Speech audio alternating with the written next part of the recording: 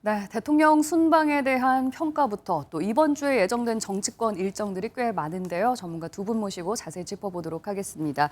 이현종 문화일보 논설위원, 박창환 장한대 교수 나오셨습니다. 어서 오세요. 네, 안녕하세요. 네, 어서 오십시오. 대통령이 순방을 마치고 이제 귀국했습니다.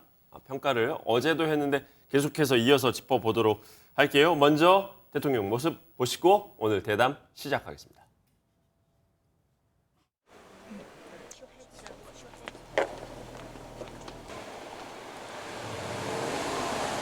대한민국은 국제사회의 책임 있는 일원으로서 세계 시민의 자유와 국제사회의 번영을 위해 책임과 역할을 다할 것입니다.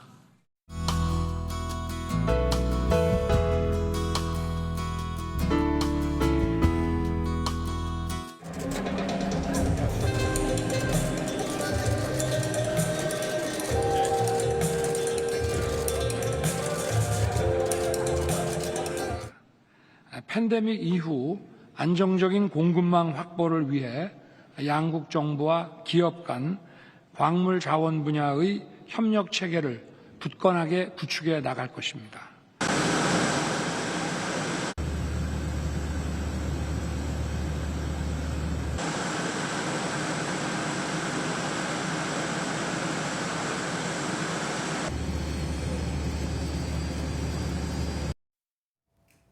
자, 5박 7일간의 일정을 마치고 이제 귀국한 모습까지 보셨습니다. 두 분께 먼저 총평부터 여쭙고 시작을 해볼게요. 이현종 의원님. 네. 여러 가지 일들이 있었습니다만 네. 뭐 정상들 간의 짧지만 만남도 있었고요. 각종 논란도 있었습니다. 총평해 주시자면요. 일단 뭐 대통령의 이제 해외 순방, 뭐 이거는 이제 지난 정권도 마찬가지고요. 항상 이 뭔가 논란의 여지를 많이 남겨두고 있습니다. 그렇지만 대한민국이 세계 사회에서 어떤 위상이 많이 높아졌다라는 것들은 좀 실감할 수 있을 것 같아요. 이번 조문 외교뿐만 아니라 유엔 총회 연설이라든지, 네. 그다음 저는 가장 큰 의미는 일단 한일 관계의 어떤 정상화에 물꼬를 텄다. 예. 여기서 볼 수 있을 것 같습니다. 네. 왜냐하면 지금 한일 관계가 한 2년 9개월 동안 정상회담이 열리지 않았어요. 예. 네. 그리고 또 문재인 정부 들어서면서 위안부 합정 사실상 파기 이후부터 예. 강제징용 대법원 판결 등등을 통해서 한일 관계가 정말 악화될 대로 악화되는 상황입니다.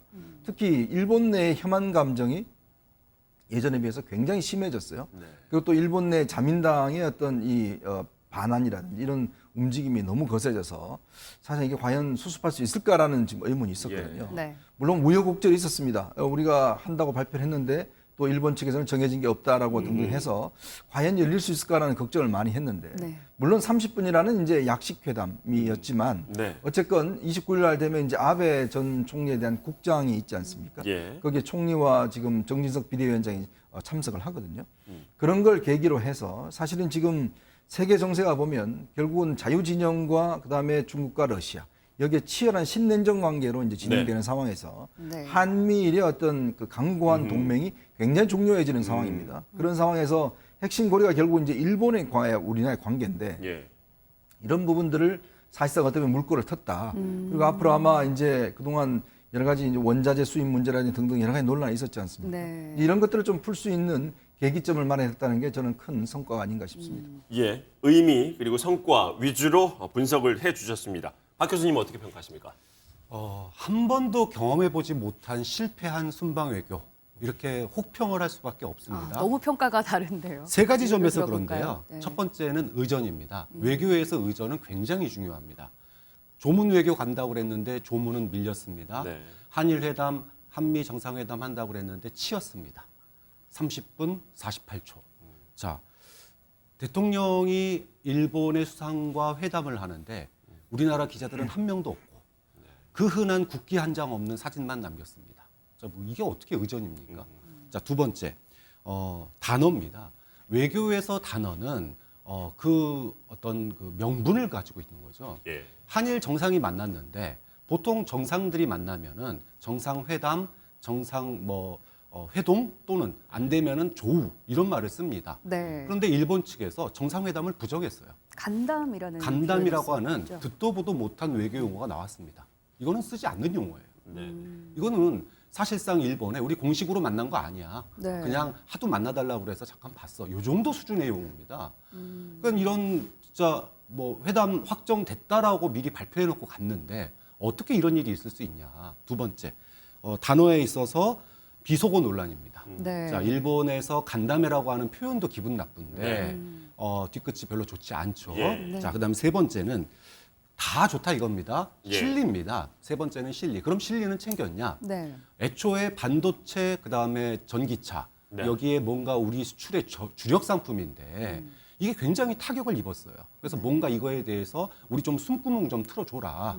이것 때문에 간 거 아닙니까? 네, 네. 그런데 사실 그 큰 기대는 어려웠다고 봅니다. 네. 그런데 꼭 가져와야 될 게 있었어요. 환율이 앞서 말씀하신 것처럼 1,400원을 넘어섰습니다. 환율 위기를 막기 위해서 한미 통화 스와프 최소한 이거는 가져왔어야 됐어요. 그런데 이것조차도 제대로 준비가 안 됐습니다. 네. 자, 그러면 의전, 그다음에 단어, 실리 이것 빼놓고 외교가 도대체 뭐냐. 한 번이라도 우리가 해외 순방 가서 대통령들이 해외 순방 가면 거의 지지율이 통상 오릅니다. 네. 1%, 2% 오릅니다. 그런데 이번처럼 떨어진 적이 없어요.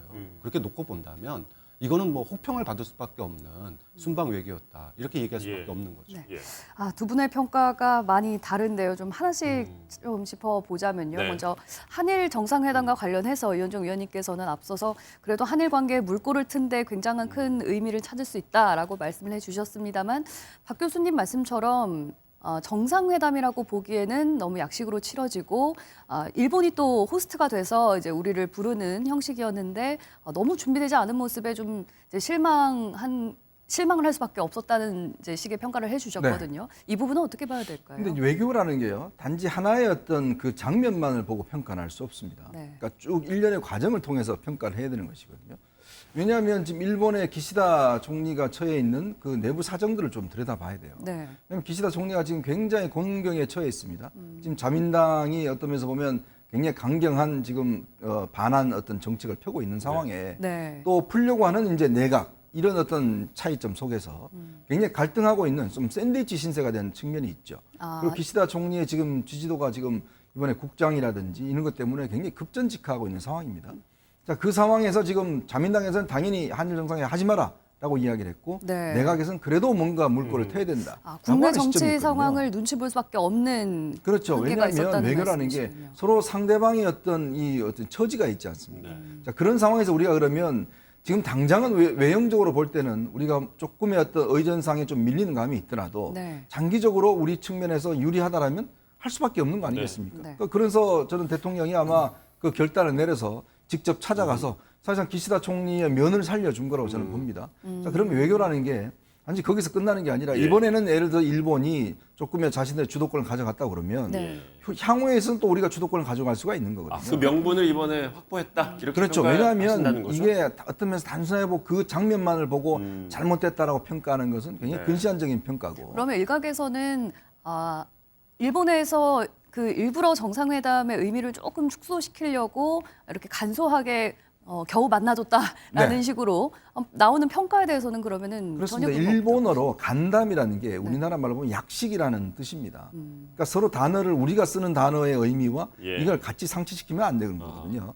그러니까 일본 입장에서 보면 이걸 어떤 면에서 의미를 좀 축소시키는 대신 네. 그래도 끈은 이어가야겠다는 이제 그런 네. 어떤 이 양면이 있는 거거든요. 네. 예. 그래서 30분이라는 회담으로 일단 결론 지어진 거 아니겠습니까? 만약에 이번에 회담을 안 했다고 생각해 보십시오. 네. 네. 사실은 또 풀기가 굉장히 어렵습니다. 예. 그렇다면 뭔가 가교를 놓았다는 측면에서는 예. 장기적으로 볼 때는 우리 측에도 유리한 측면이 있는 것이고 앞으로 아마 일본이 이제 지금 코로나에서 일단 이 제한을 풀지 않습니까? 네. 네. 그래서 민간 차원에서 교류도 이제 있기 네. 때문에 저는 이 부분 아마 앞으로 한번 지켜보시죠. 저는 아마 조금의 진전은 충분히 있을 거라 봅니다. 네.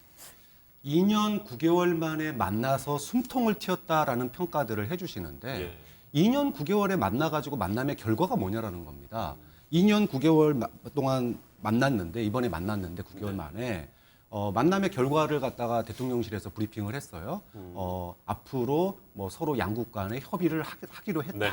더 노력하기로 했다. 네. 그다음에 북핵에 대해서 또 공조하기로 했다. 근데 이 내용들은 이미 과거 정권에서도 계속 해온 얘기예요. 네. 사실은 이것이 핵심이 아니죠. 이 정도 얘기는 뭐 문재인 대통령 시절에도 뭐 안 만나려고 안 만난 거 아니지 않습니까? 네. 본질은 뭐였느냐? 위안부라든지 징용 노동자들에 대한 판결에 대해서 우리가 어떤 입장을 가지고 회동하느냐, 이게 핵심 포인트였어요. 그게 네. 안 풀렸기 때문에 지난 2년 9개월 동안 예. 만남이 없었던 겁니다. 근데 일본이 입장이 거기서 조금이라도 바뀌었냐? 네. 단 1도 안 바뀌었습니다. 예. 오히려 일본 내의 압력에 의해서 예. 기시다 총리가 정상회담이 아니라는 식으로 지금 얘기를 하고 있단 말이에요. 예. 그러면 이렇게까지 아까 뭐 형식에서 뭐 크게 구애받지 말고 내용이 중요하다 그랬는데 네. 아무리 우리가 굴욕적이라 하더라도 내용에 뭔가 국익에 도움이 되는 내용이 있다면은 충분히 국민들도 감안할 수 있습니다. 네. 하지만 과정, 형식 이 모두가 국민들의 사실은 불만적인 사항일 뿐만 아니라 내용에 있어서도 우리에게 강압적으로 강제징용 노동자들에 대한 대법원 판결 바꿔라. 네. 이 내용 여전해요. 예. 그렇게 본다면은 도대체 왜 만났냐? 이렇게 얘기할 수밖에 없는 거예요. 강제징용이라든지 위안부 문제는 일본 내부에서 파장이 굉장히 큰 이슈 중에 하나 아니겠습니까? 그쪽 입장에서도요. 그렇죠. 근데 굉장히 오랫동안 이제 수장들끼리도 만나지 않았기 때문에 오랜만에 만난 자리에서 어떻게 첫 술에 발부를 수가 있을까라는 지적도 있을 수 있을 것 같아요. 너무 이제 박한평가 아닌가 이런 부분에 대해서 그렇기 때문에 사실은 네. 결과보다 과정이 더 중요한 겁니다. 우리 국민들, 그러니까 지금 일본하고 우리나라의 지금 갈등은요, 네. 자존심 싸움과 비슷해요. 특히나 한일 관계는 오묘합니다. 그렇죠. 그렇기 때문에 과정이 굉장히 중요해요. 우리나라 국민들의 자존심이 상하지 않으면서도 네. 서로의 면을 세우면서 풀어가는 게 외교입니다. 그렇다면 이번에 오랜만에 2년 9개월 만에 수장들끼리 만나는 이 자리에 그 민감한 의제를 올리기 위해서 사전에 뭔가 조율이나 프로세스가 있었어야지 된다라고 그렇죠. 지적을 하시는 사전에 건가요? 국민들이 이제 말 그대로 이제 정말로 정상들 간의 만남이구나. 네. 양쪽에서 서로 풀 의지가 있구나라는 걸 보여줘야 되는데 예. 우리가 일방적으로 그것도 아하. 격이 굉장히 낮춰진 예. 상태에서 회담이 뭐 쫓아가면서 이루어졌단 말이에요. 그러니까 이 과정이 사실은 앞으로의 기대감을 굉장히 낮추게 하는 네. 그런 측면들이 보였다라는 거죠. 네. 예. 근데 이게 이제 사실은 뭐 죽창가 들고 뭐 죽창가 이야기하고 하면 속은 시원하겠죠. 아하. 그렇지만 국가 간의 협상을 먼저 깬 게 사실은 어쩌면 우리가 그 문재인 정부 초기에 깨버렸지 않습니까? 네.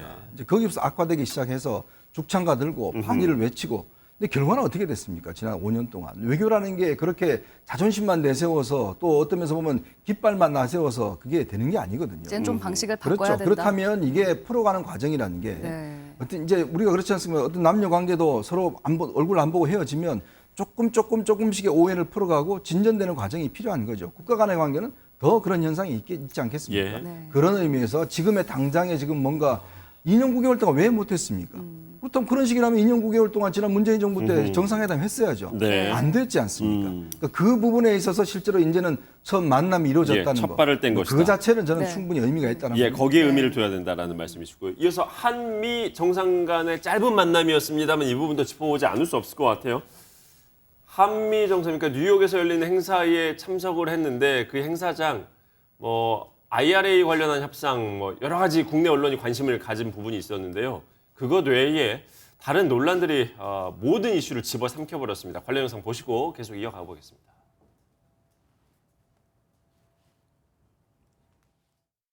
아무래도 이제 말씀하신 대통령님이 제일 아시겠죠. 그런 의미로 이게 진짜 바이든인지 아니면 날리면인지 아니면 또 다른 것인지 그 당시 배경을 설명을 하시고 앞으로 신중하게 하겠다 이런 정도 말씀하시면 국민들이 이해 못할 거 아니지 않습니까? 가정을 이해하나 정직하지 않은 것이고요. 두 번째는 설사 그 해명이 맞다 하더라도 그럼 대한민국 국회의원 특히 야당 국회의원한테 욕한 거는 그러면 대통령이 사과를 해야지. 사과를 안 하고 계시잖아요. 그러니까 해명도 정직하지 않은데 그 뒤수습도 엉망이다. 자, 이제 이게 이현종 의원님, 뉴욕에서 열린 행사장에서 있었던 일인데 네. 사실 이번에 언론이 가장 주목했던 부분은 특히 이제 미국과의 부분에 있어서요. IRA, 그러니까 인플레이션 감축법안 때문에 우리 경제가 상당히 큰 타격을 받게 돼 있잖아요. 네. 이걸 어떻게 이제 물꼬를 트고 올 것인가 였는데 논란이 다른 쪽으로 튀어버렸습니다. 그렇죠.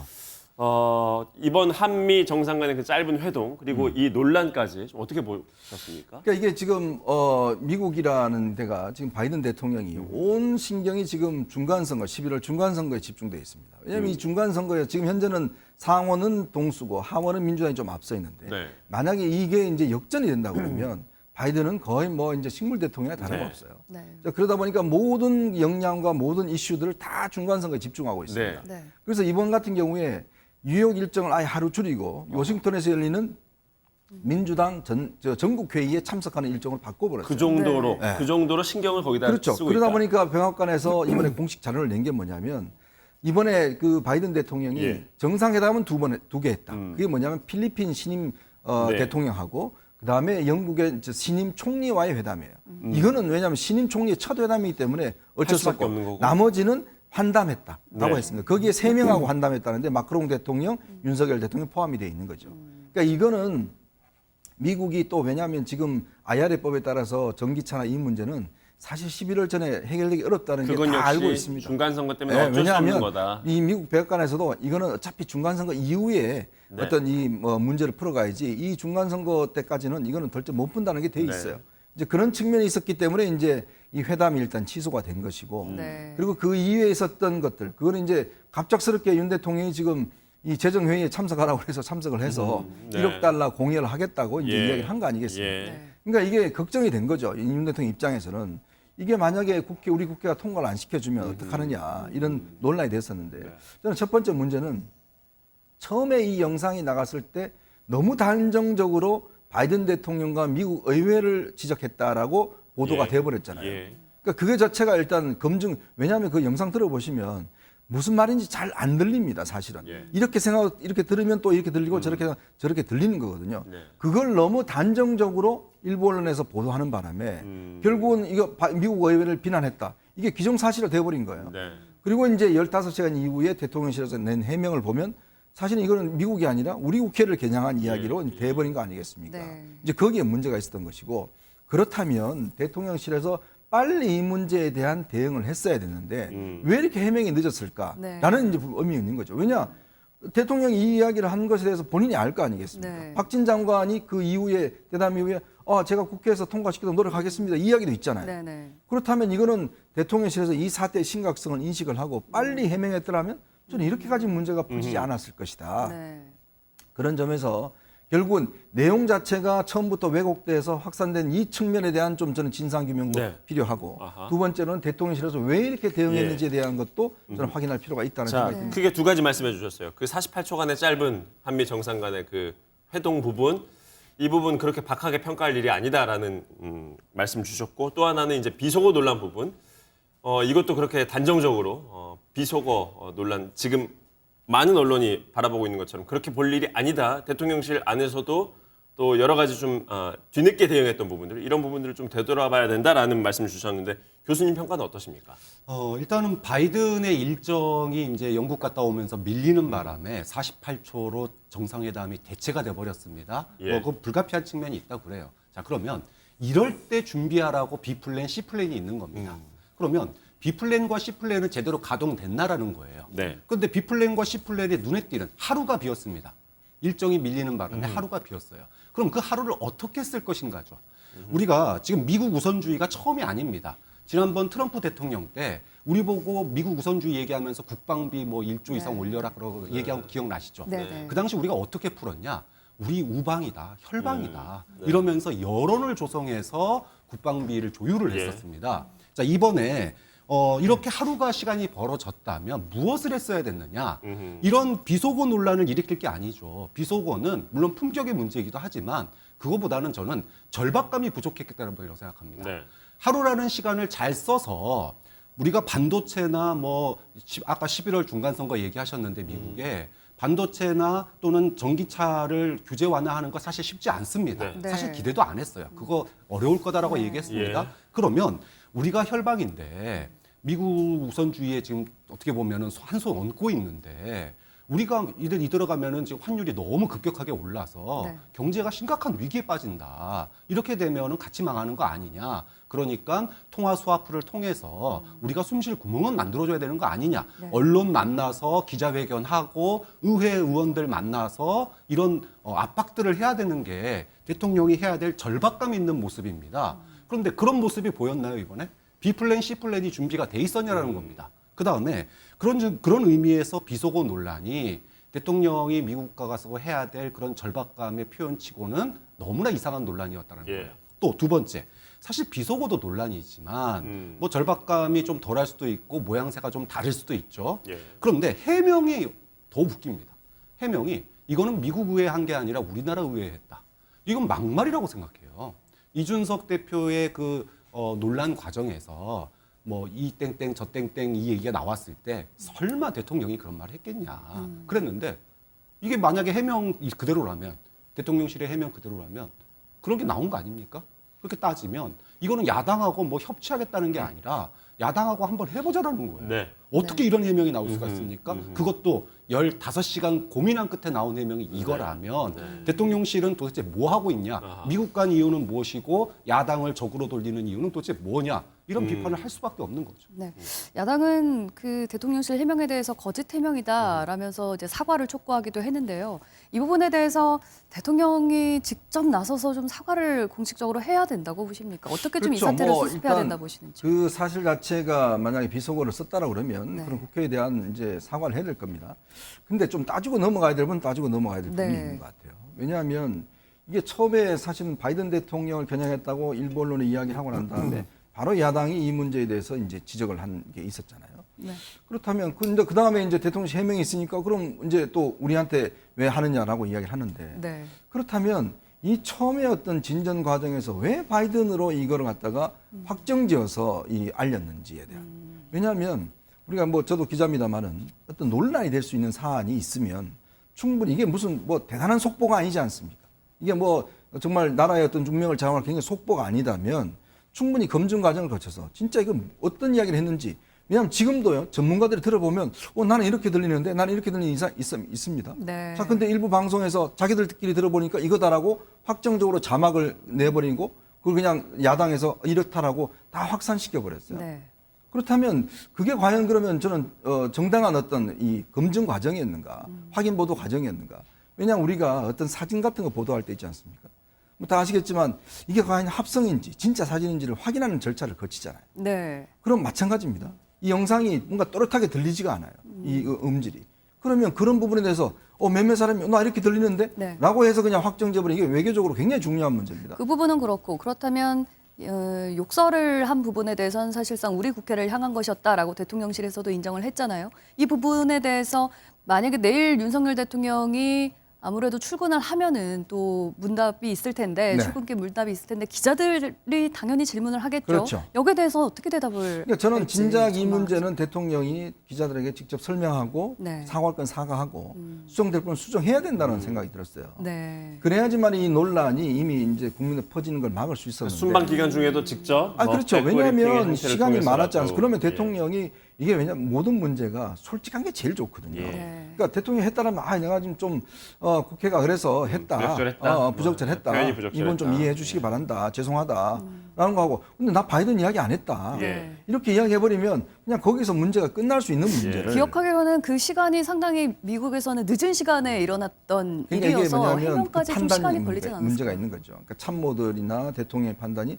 일단라도 이미 그 수행했던 기자들이 전부 다 지금 사실은 국내 시간하고 맞추면 거기 밤 시간이 우리 낮 시간이잖아요. 네. 그러니까 다들 기자들이 지금 보고 있는 상황에서 그런 시간을 조금이라도 가졌더라면 지금 굳이 이 문제를 이렇게까지 오랫동안 끌고 예. 또 해명해야 되는 이런 상황까지는 오지 않지 않았을까라는 아쉬움이 많이 남습니다. 박 교수님께서는 대통령이 직접 나서서 사과를 하면은 좀 전국이 얼어붙는 그런 상황까지는 가지 않을지 협치가 이루어질 수 있을지 어떻게 전망하십니까? 뭐 이것 때문에 얼게 안 얼고 안 얼게 얼고 그러지는 않을 것 같아요. 예. 왜냐하면 이미 여야 관계가 굉장히 이제 치열한 대립구도 속에 네. 들어갔는데 네. 이건 타는 뭐 장작불에다 기름을 끼얹었다 이렇게 얘기할 수밖에 없습니다. 네. 자, 나는 이렇게 얘기 안 했는데 언론이 왜 이렇게 쓰냐? 도대체 이런 얘기를 우리가 몇 번을 들어야 됩니까? 지난 대선 과정에서 윤석열 대통령이 후보 시절부터 이 발언 관련된 단어 관련된 논란을 굉장히 많이 얘기했어요. 그때마다 해명했습니다. 나는 이런 뜻으로 한 얘기 아닌데 언론은 왜 이것만 잘라서 얘기하느냐. 네. 그러고 뭐 이게 벌써 뭐 한두 번이 아닙니다. 거기다가 대통령의 말이 문제뿐만 아니라 이제 문자까지도 문제가 됐습니다. 네. 자, 그러면 국민들은 뭐라고 바라봅니다. 뭐라고 생각하느냐. 안에서 새는 바가지 바깥에서 새는구나. 이렇게 볼 수밖에 없는 거예요. 네. 예. 정말로 이게 정말로 언론이 왜곡 보도했으면은 언론 정정 보도 청구하고 고소 고발해야 됩니다. 그런데 해명이 15시간 만에 나왔어요. 아니 지금 제가 앞서서 얘기했지만 우리는 지금 미국과 절박한 얘기를 해야 되는 상황입니다. 우리 국민 예. 수출의 거의 다를 차지하고 있는 반도체와 자동차에 관한 얘기를 하러 왔으면 네네. 그것에 대해서 이것이 미칠 악영향을 제일 자다가도 고민해야 돼요. 이거는요. 네네. 그러면 예. 해명이 12시간, 15시간 만에 나왔다는 걸 어떻게 우리는 이해해야 됩니까? 바로 나왔어야죠. 예. 이거 바이든 얘기한 거 아니다. 네. 예. 네. 지금 대통령실 상황 그리고 또 해외 순방 평가를 지금 하고 있었는데요. 이런 가운데 지금 여당 그러니까 정진석, 주호영 이 투톱 체제에서 첫 고위당정 협의가 이루어집니다. 그리고 여전히 국민의힘 안에서 이 내홍 문제는 수습 진행 과정에 있고요. 이 부분도 이어서 좀 짚어볼게요. 이현정 의원님. 네. 지금 이준석 전 대표가 정진석 비대위를 상대로 낸 가처분 신청 신문 기일이 이제 이번 주에 있습니다. 이것도 아주 28일 날 중요한 있죠? 네. 정치적 이벤트 중에 하나예요. 3차, 4차, 5차 가처분 신청을 이번에 일괄적으로 이제 판단이 들어가지 않습니까? 네. 어떻게 예상하십니까? 일단 1차 가처분은 이준석 전 대표의 사실상 승리로 끝났는데 네. 이 3, 4, 5차 결과도 굉장히 중요합니다. 일단 지금 그때와 달라진 것은 이제 당헌을 개정했다는 거죠. 당헌에 구체적으로 비상대책위원회의 어떤 성립할 수 있는 요건들을 더 추가로 했다는 것이고, 네. 그게 뭐 소급이냐 아니냐 뭐 이런 논쟁은 있습니다. 그렇기 때문에 지난번에 이제 법원의 판단과 지금 이번에 판단이 어떻게 달라질 것인가. 지금 뭐 재판부 기피 신청도 했습니다만은 이게 이제 거부가 됐고, 뭐 그렇다면 28일 날 이제 똑같은 재판부에서 지금 이 결정을 내리는 것인데 네. 아마 지금 국민의힘 내부에서도 여러 가지 걱정들이 있는 것 같아요. 이게 인용될 가능성도 있고 또 기각될 가능성도 있다. 뭐 분위기는 좀 반반 갈리는 것 거의, 같나요? 반반 갈리는 것 같습니다. 이제 그럴 경우에 지금 이제 주호영 원내대표를 뽑아놓은 게 이제 플랜 B 차원에 뽑아놓은 거 아니겠습니까? 만에 하나 가처분이 인용될 경우를 대비한 포석이다. 그렇죠. 왜냐하면 이제 그렇게 되면 주호영 비대위 체제가 그냥 권한 대행 체제로 그냥 가는 네. 거거든요. 그래서 아마 쭉 이제 전당대회 때까지 갈 수밖에 없는 뭐 예. 그러한 상황이라고 봅니다. 아하. 근데 그렇게 되면 아마 이번에도 만약에 인용이 된다 그러면 국민의힘 내부가 굉장히 이제 혼란스럽게 될 것 같아요. 만약 이제 기각이 된다면 좀 이제 안정적인 이제 그래도 뭐 정진석 비대위가 나가겠지만 예. 그렇지 않다고 하면 국민의힘은 또 한 번의 이제 혼란을 겪을 수밖에 없는 만약에 상황이 인용되면요. 가정을 전제로 한 질문입니다만 만약에 인용되면 이제 주호영 원내대표가 당대표 직무대행을 그렇죠. 하게 되는 네. 것이고 그러면 이준석 전 대표의 6개월 지금 직무정지 네. 기간이 있는데 네. 그게 끝나면 이제 이준석 전 대표가 돌아오게 되는 건가요? 돌아올 수도 있죠. 근데 그런 가운데 지금 또 추가 징계가 징계가 예정돼 또 있단 이제 말이에요. 이렇게 이거 있죠. 어떻게 봐야 그러니까 되는 그 거겠습니까? 징계가 만약에 이루어지면 이제 돌아올 수 못 되는데 문제는 예. 또 그 징계에 대해서 또 가처분 신청할 거 아닙니까? 예. 그렇게 되면 이제 자. 2라운드로 이제 새로운 지금 차원의 이게 가처분 2라운드입니까? 지금 벌써 한 이게 뭐- 4라운드, 5라운드 가고 있는 것 그럼 한 같은데요. 6차까지 가는 거죠. 지금 5차 가처분까지 돼 있기 때문에 네. 말씀 주신 대로 그렇게 돌아간다면 6차 가처분 신청이 또 나오는 거예요. 우리가 좀 먼 미래까지 한번 짚어봤습니다만 박 교수님은 지금 일단 앞서 제가 드렸던 첫 번째 질문 이번 주에 있을 정진석 비대위 체제에 대한 제동을 건 그 가처분 신청에 대한 결과는 어떻게 전망하십니까? 저는 주호영 원내대표 선출 과정은 앞서 말씀하신 것처럼 비플랜이었다라고 생각을 합니다. 그러니까 만약에 뭐 저도 반반이라고 보는데 같은 재판부니까 인용될 가능성이 있다. 그럼 인용이 됐을 때 지도부 공백 사태를 최소화하려면 주호영 전 비대위원장을 직무대행으로 앉히면은 원내대표니까 이런 과정하에 저는 그 작업이 이루어졌다라고 생각을 하고 있고요. 네. 어쨌든 그렇게 되면은 이제는 뭐 추가 징계가 이루어질 수밖에 없을 거다 자동으로. 그러면은 이준석 전 대표에 대한 제명이라든지 이런 것들이 있을 거고. 그 수순으로 갈 가능성이 높다라고 보시는 건가요? 그러면은 네버엔딩 스토리입니다. 예. 다람쥐 쳇바퀴 돌듯이 또 가처분 신청 들어가고 예. 또 뭐 인용이냐 뭐냐 이걸 가지고 또 논란이 될 겁니다. 결국은 이것의 끝은 뭐냐? 전당대회밖에 없습니다. 전당대회에서 이준석 대표에 대한 징계를 추인을 받는 거 네. 그리고 새로운 리더십을 선출하는 거 이거 외에는 지금은 방법이 없다 이렇게 볼 수밖에 예. 없습니다. 네, 이번 주에 일정이 또 있는데요. 더불어민주당의 이재명 대표는 이번 주에 대표로 취임한 지 한 달을 네. 또 맞게 됩니다. 예, 100일을 맞이하게 되는 거죠. 100일 있죠? 한 달입니다. 달이죠. 예, 수정하셨어요. 한 달입니다. 한 달이겠습니다. 네, 그동안 정치 이벤트가 워낙 많았다 보니까 네, 좀 헷갈릴 한 수 달인지 있어요. 석 달인지 참 세월이 너무 헷갈렸네요. 빨리 갑니다. 네. 그렇습니다. 지금 민생입법을 계속 강조하는 행보를 보이고 있기는 합니다만 계속해서 사법 리스크가 발목을 잡고 있는 이 상황. 이재명 대표의 취임 한 달 좀 평가하자면 어떻습니까? 자, 이번 주에 이제 이화영 전 경기도 평화부지사, 지금 네. 킨텍스 사장이 있죠. 이에 대한 영장 실질 심사가 있지 않습니까? 네. 이게 왜 중요한가 하면 결국 이번 모든 뭐 변호사비 대납, 뭐 쌍방울 회사와의 어떤 유착 관계 등등의 중간고리 역할을 한 게 바로 이혜영 지금 사장이거든요. 이화영 사장. 네. 예. 그러니까 여기 아마 구속이 이제 뭐 집행이 된다 그러면 네. 이제 아마 이재명 대표 입장에서 보면 꽤 어떤 면에서 보면 이제 사법 리스크가 현실화될 가능성이 높다. 지금 일단 이미 선거법으로 기소가 됐고 네. 지금 뭐 성남 매푸시 문제, 그다음에 쌍방울 문제, 뭐 등등 이런 엮여진 사법 처리가 이제 좀 더 속도감을 내는 것 같아요. 그런데 지금 이화영 대표의 측근들에 대한 구속영장은 또 기각이 됐잖아요. 네. 그렇다면 이화영 대표도 이게 기각될 가능성도 있지 않을까요? 좀 조금 차원이 다른 것 같습니다. 왜냐하면 그 이화영 이 사장의 이제 지금 보좌관 같은 경우는 네. 이 쌍방울부터 이제 월급을 이제 어떤 면에서 일하지 않고 받았다는 혐의인데 네네. 아마 이제 이거와 좀 차원이 좀 다른 문제 같아요. 연결되어 있는 문제가 아니라. 네. 그래서 아마 좀 법원에서 좀 다르게 볼 가능성이 있을 것 같고 이제 문제는 이 드라이브를 걸긴 걸지만 네. 민주당에서 뭐 민생이법 등등을 하지만 결국 기승전 사법 문제로 지금 돌아올 수밖에 없는 쳇바퀴식으로. 그래서 이제 지금 뭐 노란봉투법이라든지 뭐 이런 것도 하지만 이게 또 반발이 많습니다.